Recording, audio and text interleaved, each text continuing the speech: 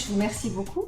Donc, je suis ravie de vous accueillir sur cette table ronde sur l'approvisionnement particulier dans les produits agricoles en Afrique. Donc, je vais commencer par les dames. Madame Galaret, est-ce que vous pouvez présenter qui vous êtes, ce que vous faites? Je suis Félicité Galaret, originaire de la Côte d'Ivoire, et je suis présidente fondatrice de l'association Quata Suisse Côte d'Ivoire et directrice de l'entreprise FGAT Import-Export. Et vous importez quel genre de produits? Dans l'import-export, qu'est-ce que vous importez? Qu'est-ce que vous exportez? Alors, ça va être surtout les fruits et légumes. Donc, ananas, mangue, papaye, voilà, le okra. Les légumes très peu, mais surtout nous, on a des produits dérivés de manioc, surtout. Donc, on a le couscous de manioc qui est quand même une grande partie de notre exploitation. Merci beaucoup, madame. Monsieur Raymond, que faites-vous avec Terre Espoir? Alors Terre Espoir, c'est une fondation en fait au service du commerce équitable entre l'Afrique, plus particulièrement le Cameroun et la Suisse. C'est une initiative qui a démarré sous forme de projet expérimental dans les années 90, puis peu à peu, par le succès grandissant des produits, des importations, on s'est structuré en fondation en 1996 avec comme membre fondateur 2 ONG protestantes, l'EDM Échange et Pain pour le Prochain. 2 ONG protestantes engagées dans le développement et la politique de développement. Et quel type de produits commercialisez-vous? Alors, en fait, l'idée de base, c'est d'appuyer les groupements de paysans, de petits paysans au Cameroun dans la commercialisation et la transformation de leurs produits localement. Et de manière annexe, chaque semaine, une certaine quantité de fruits et légumes frais et séchés sont importés et distribués en Suisse, au niveau de différentes filières, que ce soit au niveau des réseaux de personnes, des paroisses, des magasins du monde. Nous faisons le marché, j'ai fait le marché de Lausanne ce matin par exemple, et depuis peu nous faisons de la vente sur notre site internet. Merci beaucoup. Monsieur Simboro, vous pouvez nous présenter ce que fait Farafina AgriFunding? Oui, bonjour, merci à tous. Je suis Semboro Ali, cofondateur et directeur de Farafina AgriFunding, qui est une entreprise qui œuvre dans le secteur de l'agriculture. Nous accompagnons les agriculteurs avec pour outil principal le digital, le numérique, sur plusieurs aspects, notamment la mobilisation du financement. Nous avons donc mis en place une plateforme numérique qui met en relation les agriculteurs et les investisseurs pour donc permettre aux investisseurs donc, de financer à travers le financement participatif des agriculteurs du Burkina Faso. Et nous apportons également une assistance technique en amont et en aval pour mieux présenter ces projets et également pour faire le suivi donc, des projets financés. Et enfin, nous avons toujours sur la plateforme un espace, un marché virtuel de vente et d'achat de produits agricoles qui est entièrement gratuit aujourd'hui, qui permet donc à des agriculteurs du Burkina Faso qui sont dans la production, dans la transformation, de vendre leurs produits plutôt aussi bien au Burkina Faso qu'à l'international. Merci. Merci beaucoup. Alors maintenant, aujourd'hui, donc, Madame Galaret, quand vous importez vos produits de Côte d'Ivoire, quels sont les challenges les plus importants que vous avez? Comment ça se passe entre les producteurs qui sont sur place? Comment est-ce que ces marchandises elles arrivent au point de départ lorsque vous êtes assez éloigné dans la campagne? Comment ça se passe? Alors, d'abord l'association Quata, je veux dire ce que ça... Quata, c'est en langue d'âne. Ça veut dire semon. Donc ça a à voir avec la semence, ou d'après comme c'est prononcé, ça veut dire marchons ensemble. Monsieur Raymond le disait tout à l'heure, c'est vraiment des petits agriculteurs qu'on organise en coopérative et qu'on accompagne en leur fournissant des semences de certaines spéculations qu'on choisit et que on sensibilise aussi sur les méfaits des pesticides. On a vraiment un programme à l'année. Et notre plus grande opération est dans une région qu'on appelle le Tampi.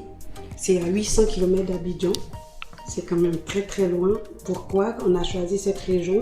C'est aussi parce que en Côte d'Ivoire, l'administration est centralisée, comme pratiquement tous les pays francophones en Afrique. Donc, pratiquement toutes les administrations, les gros événements se passent vraiment dans les capitales. Ce qui va faire que les régions éloignées sont mal desservies. Donc, dans cette région-là, les paysans travaillent en coopérative et on a une équipe sur place qui fait une tonus pour récolter à la fin de leur production le surplus, parce que d'abord sur place on entretient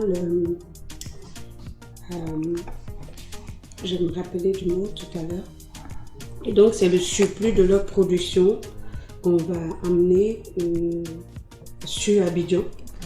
C'est un transport qui se fait par des cars, c'est des transports communs.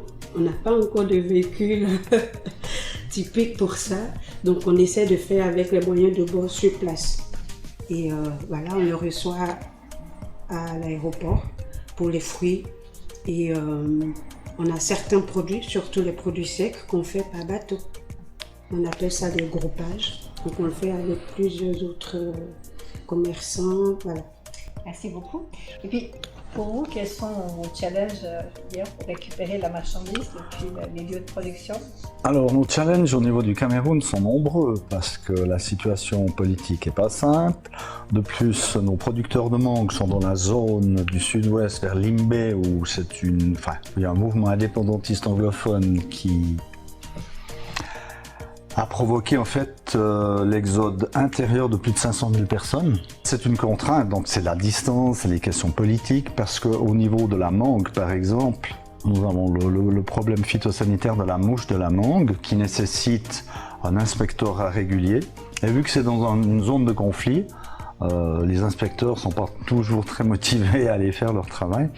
Et tout ceci fait que parfois on n'a pas les autorisations d'exporter la mangue ou que les producteurs qui sont parfois des déplacés intérieurs retournent dans leur plantation lorsque la situation se calme. Et voilà. Bref, pour eux c'est aussi extrêmement compliqué. Ça c'est pour la mangue. Sinon, la grosse contrainte, c'est en fait l'acheminement. Sur place, les gens, nos producteurs qui font partie du GIC, c'est un groupement d'initiatives communes d'une plus de centaine de familles, gèrent bien la qualité des produits, gèrent l'emballage. Depuis le début de l'action, nous avons eu comme priorité de pouvoir leur aider à acquérir un camion, leur propre véhicule, pour justement essayer d'échapper à la loi des Bayam Salam, les commerçants locaux qui écument les campagnes en dictant les prix qu'ils veulent, vu que c'est eux qui ont les véhicules. Donc nos producteurs ayant eux-mêmes un véhicule sont déjà maîtres d'une partie de leur développement. Une grosse contrainte, surtout depuis le Covid, c'est évidemment l'acheminement. L'acheminement par avion. Nous, nos produits sont de qualité naturelle, voire bio, sont cueillis à bonne maturité, donc c'est absolument exclu de travailler avec l'expédition maritime. Et nous profitons en fait des opportunités aéroportées, dans le sens que les avions qui quittent l'Afrique sur l'Europe, en général, ont des soutes à moitié pleines, et on a profité donc de cette opportunité pour pouvoir expédier nos produits. Ceci. Merci. Mais comme je vous le disais, avec le Covid, tout le transport aérien a été perturbé. Actuellement encore, c'est compliqué. Et c'est une de nos contraintes, parce que les produits sont fragiles, les produits sont mûrs, et il faut qu'on ait vraiment un système d'acheminement fiable. Merci beaucoup. Monsieur Simboro, quels sont vos plus grands challenges aujourd'hui pour l'approvisionnement et la récolte au Burkina Faso?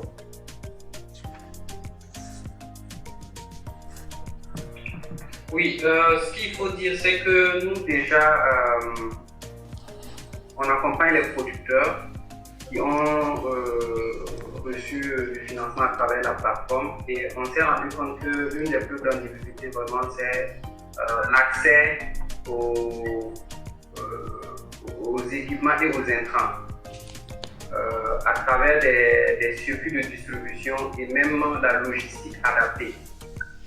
Voilà, parce que par exemple pour des producteurs qui sont situés à plusieurs centaines de kilomètres de Ouaga, qui sont en milieu rural, pour avoir accès par exemple à des poussins, pour avoir accès par exemple à des poussins de qualité, c'est difficile.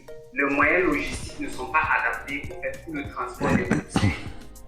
Des grands couvoirs qui se trouvent par exemple à Ouaga vers ces localités en milieu rural. Et ça fait que c'est un gros problème parce que beaucoup reçoivent des poussins qui sont déjà endommagés ou qui sont bons.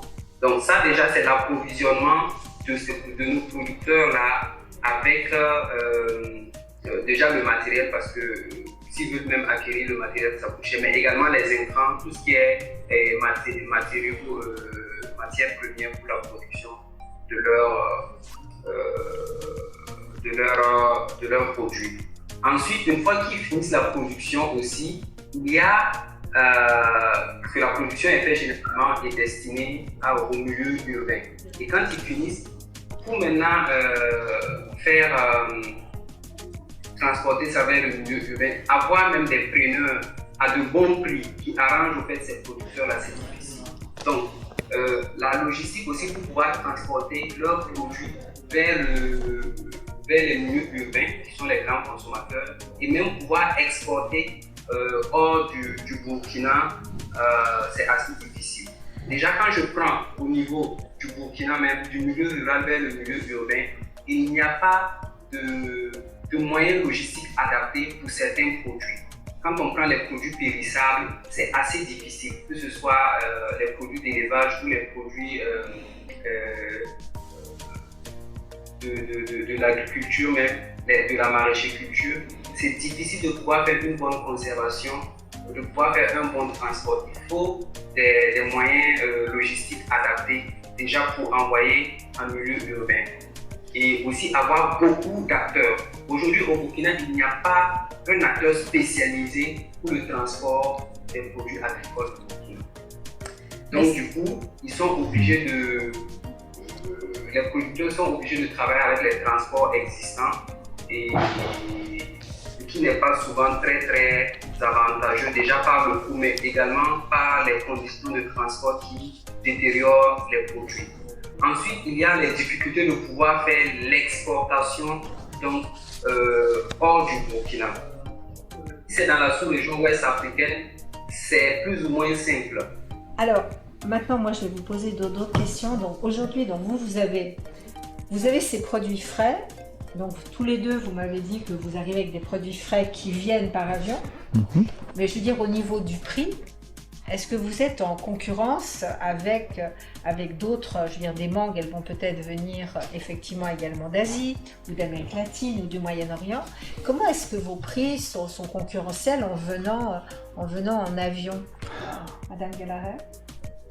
C'est un gros souci pour nous en tout cas, parce qu'effectivement, je parle particulièrement de la Côte d'Ivoire. Il n'y a pas vraiment une concurrence ou voilà.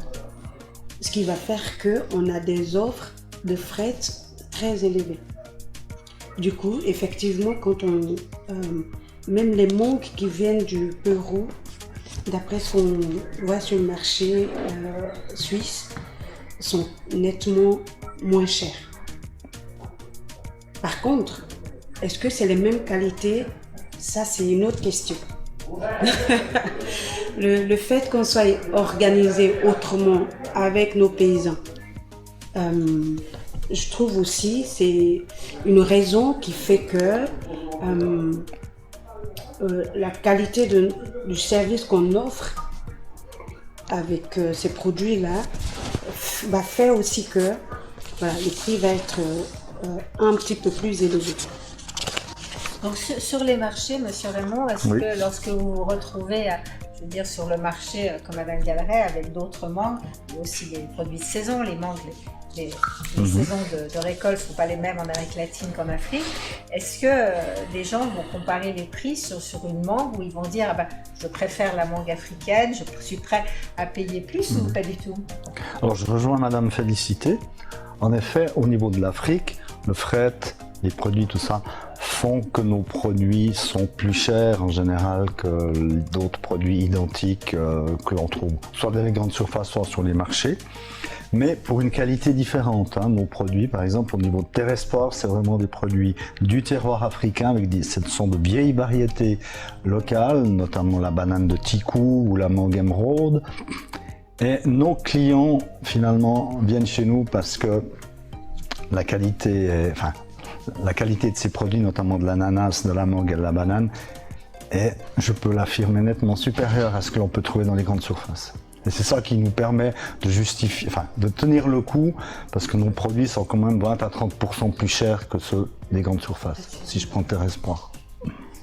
Monsieur Simboro, au niveau justement des difficultés d'approvisionnement, des difficultés logistiques, lorsque les produits que vous amenez sur le marché européen, en particulier sur le marché suisse, quelle est la différence de prix et comment est-ce que les gens, vous arrivez à vous positionner au niveau de la concurrence des pays étrangers?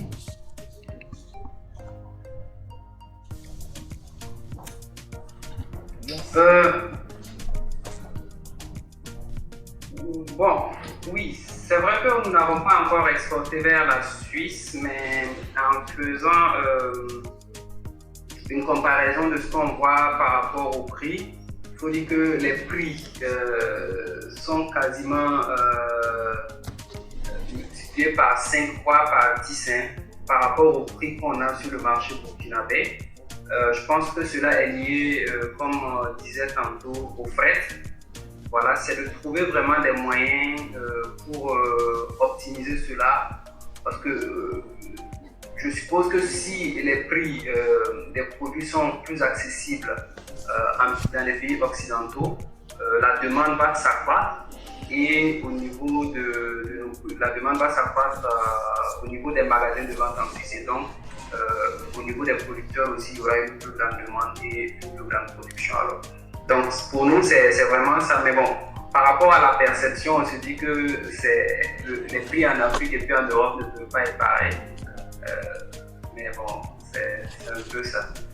Et avec la mise en place justement de la zone de libre-échange panafricaine, est-ce que vous pensez que vos produits, je veux dire ceux qui viennent du Burkina Faso, des mangues, ils pourraient par exemple être exportés dans des pays qui n'en produisent pas, comme le Tchad ou le Niger? Pensez-vous que c'est un marché sur lequel vous allez par exemple pouvoir vous positionner? Oui, bien sûr, parce que au-delà de la logistique, il y a aussi les moyens de paiement. Parce que quand les moyens de paiement aussi, il faut dire que toutes ces charges-là font que les coûts augmentent. Avec la ZLECAf, on espère en tout cas qu'il y aura des facilités par rapport au paiement, moins de procédures. Par exemple, quand on veut faire un paiement de payer un produit depuis le Ghana, pouvoir payer directement sur des plateformes sans avoir à faire trop de procédures, ou même faire des virements bancaires sans trop de procédures. Parce qu'aujourd'hui, il faut le dire, c'est pas possible par exemple de faire un virement bancaire du Burkina vers le Nigeria. Simplement. Il y a beaucoup de procédures. Donc il y a que la ZLECAf va résoudre aussi tous ces problèmes-là et nous l'espérons bien. Merci beaucoup. Maintenant, si vous aviez la possibilité d'améliorer quelque chose, Madame Galin, qu'est-ce qui vous viendrait à l'esprit de pouvoir améliorer le fait que nous puissions en Europe consommer vos produits, que les agriculteurs puissent avoir un juste revenu? Quel serait votre rêve aujourd'hui? Qu'est-ce qui pourrait être amélioré rapidement? Après, on parlera sur vos rêves, mais aujourd'hui, qu'est-ce qu'on pourrait faire pratiquement, par exemple, dans les prochains mois? Merci, ça c'est important. je dirais la possibilité de donner une formation à ces paysans-là. Une formation dans quel cadre? Dans le cadre, je pense qu'il y a des nouvelles techniques parce qu'en fait, ils ont une production naturelle, ce qui va faire que c'est quand même très limité le volume.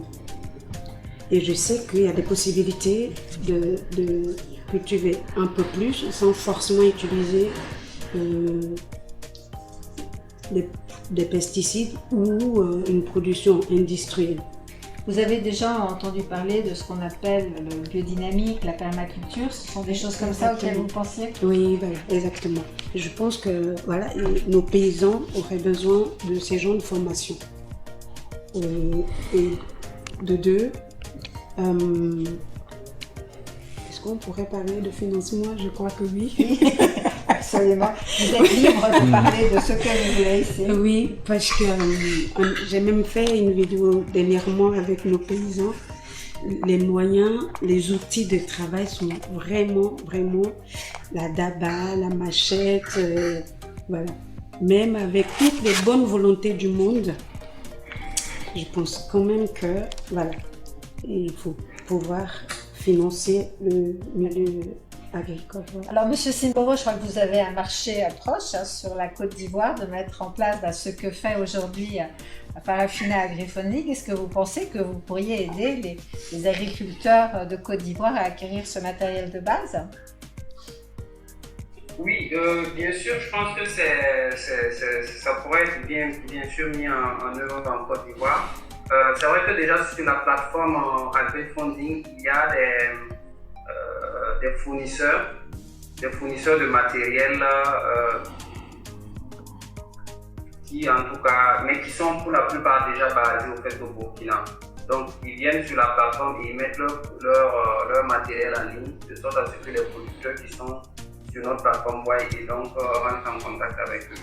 Pour nous, c'est d'avoir aussi d'autres fournisseurs qui peuvent toujours envoyer de nouvelles technologies, que ce soit des fournisseurs du Burkina ou d'ailleurs, et avoir aussi des producteurs qui sont de la Côte d'Ivoire, parce que la plateforme n'est pas limitée pour Burkinabé, donc les Ivoiriens peuvent aller sur la plateforme et voir donc des fournisseurs, que ce soit du Burkina ou si les conditions et les coûts les conviennent, ils peuvent donc passer à d'achat. C'est vraiment d'avoir une plateforme où facilement les fournisseurs de matériel et les producteurs pourront donc se rencontrer et faire des affaires ensemble. L'autre difficulté, c'est toujours la logistique. Parce que nous, actuellement, on n'accompagne pas sur le plan logistique bien sûr, étant limité par les ressources. Mais c'est toujours que les producteurs qui veulent acquérir, par exemple, ce matériel-là, il faut les accompagner avec la logistique pour les mettre en confiance pour pouvoir faire les achats, les transactions. Donc, il faut vraiment un système qui peut être soit sous-régional, soit même international, qui regroupe au fait tous ces acteurs et qui met à la fois en confiance les fournisseurs, les producteurs pour faire leurs affaires en ligne.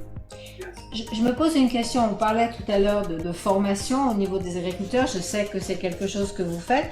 Aujourd'hui, ces formations, elles sont faites localement sur place ou bien qu'elles passent à travers une formation sur votre plateforme? Oui, actuellement, nous, on ne fait pas de formation, on fait plutôt une assistance technique parce que notre cible, en fait, c'est les producteurs qui sont déjà,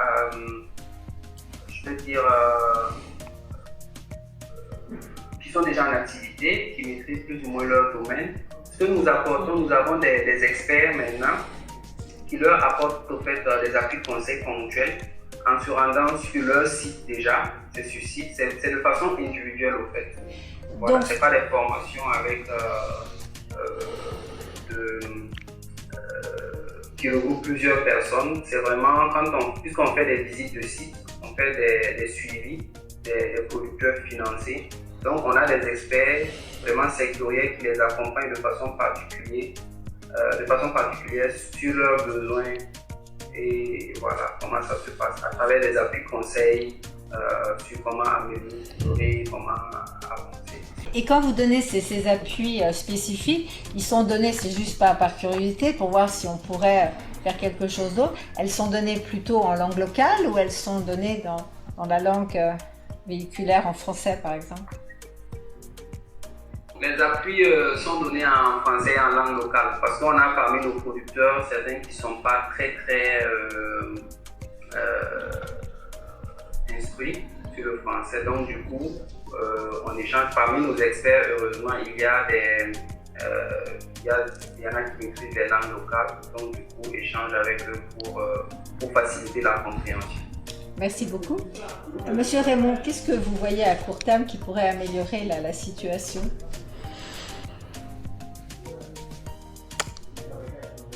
Alors si je prends une autre situation, la situation est compliquée, je vous dirais.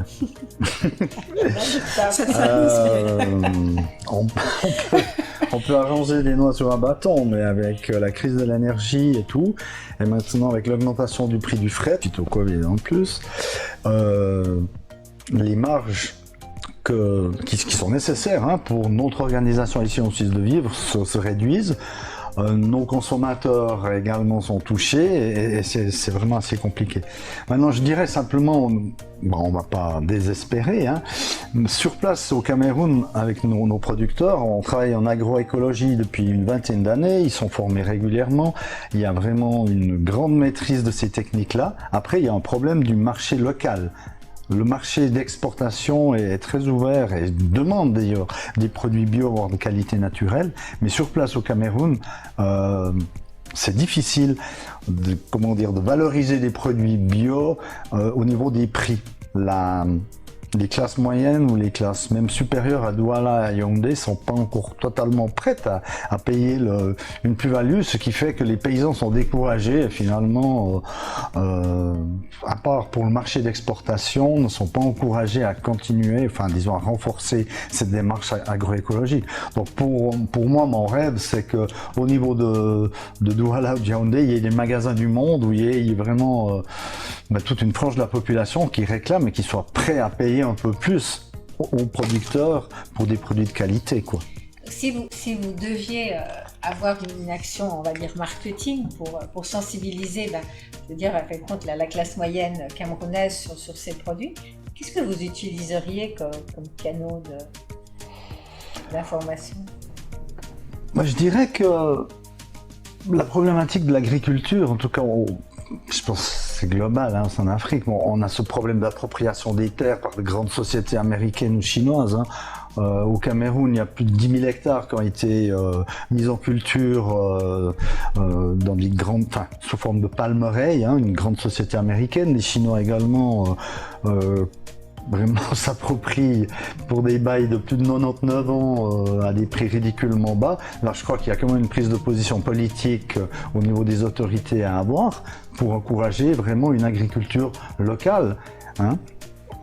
Et voilà, faire du commerce et pas de l'aide humanitaire. C'est simplement que le paysan ait le droit de vivre sur sa terre et soit rétribué correctement pour le produit de son travail. Donc maintenant, si vous aviez une baguette magique, Monsieur Raymond, qu'est-ce que vous aimeriez? Je dirais au gouvernement camerounais d'essayer de stopper cette appropriation scandaleuse des terres, notamment dans certaines régions de l'Ouest et tout. Je dirais, je demanderais aussi à ce que la population comprenne ou défende mieux les droits des paysans, vu que quand même 60% de la population vit de l'agriculture et que c'est tout à gagner à ce que ce travail soit mieux valorisé. Donc c'est un petit peu dans ce sens-là que je verrais des solutions, quoi. Une meilleure sensibilisation des gens à reconnaître le travail du cultivateur pour qu'il soit réellement rétribué à son juste prix. Comme ici la problématique en Suisse ou ailleurs dans le monde, quoi. Donc Madame Gallera, si maintenant je vous donne ma baguette magique, qu'est-ce que vous voulez mettre en place? En plus de tout ce qu'on vient d'énumérer déjà, je pense quand même qu'il faut encourager la transformation de ces produits locaux. Pourquoi? Parce que ça va permettre une valeur ajoutée, ça c'est d'un, et de deux,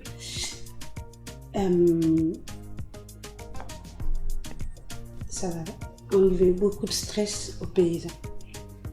Ça veut dire quand on prend typiquement, je vais prendre peut-être que deux spéculations comme le gingembre.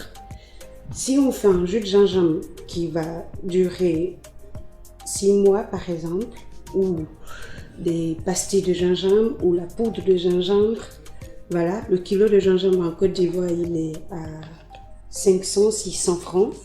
La poudre de gingembre va être vendue 2-3 fois plus que ça. Pareil pour le jus et tout ça.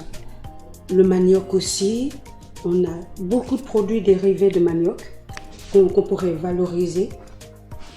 Du coup, je pense qu'il faut encourager à la transformation. Garder la valeur ajoutée au pays. Ouais, et je suis en train de construire une usine, justement, en Côte d'Ivoire. C'est difficile, mais c'est possible. On peut le faire. Ma baguette magique quitte la Suisse et part au Burkina Faso. Qu'est-ce que vous faites avec ma baguette magique, Monsieur Simboro? Ah, ok.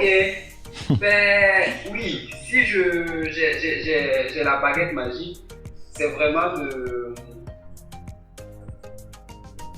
promouvoir davantage les produits locaux que nous avons et mettre en place un système vraiment de logistique et de transport destiné uniquement aux agriculteurs. Merci beaucoup.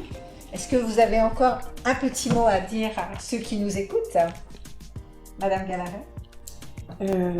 Je voudrais très sincèrement dire merci à nos consommateurs suisses. Je reconnais quand même que nos produits sont un petit peu plus chers, bien que ce soit des produits de qualité, ça c'est vrai. Mais merci à toutes ces personnes qui nous découvrent. On a des produits qui ne sont pas du tout dans les habitudes des consommateurs suisses, mais qu'une fois qu'ils ont goûté, reviennent assez souvent. Je suis reconnaissante pour ça.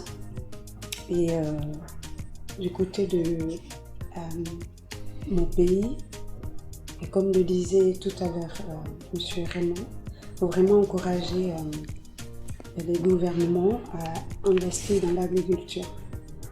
Je sais, il y a des choses qui sont déjà faites. En tout cas, merci. Mais on attend un peu plus.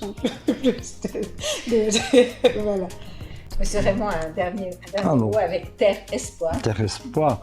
Alors depuis le départ, en fait, le credo de Terre Espoir, ça a été de dire, penser que c'est la valorisation du travail du cultivateur qui est en fait la clé du développement. Et on s'est toujours tenu à cette valeur-là et on continue, vaille que vaille, malgré les difficultés. Et nous sommes reconnaissants aussi, comme dit Madame, à ce que beaucoup de consommateurs prennent conscience en fait de l'importance de l'agriculture, notamment d'une agriculture vivrière, villageoise, et nous soutiennent à travers leurs achats hebdomadaires et réguliers. Merci beaucoup. Monsieur Simboro, dernier mot à partager avec nos auditeurs. Ok, ben, c'est déjà de remercier les organisateurs du salon et Nadine en particulier.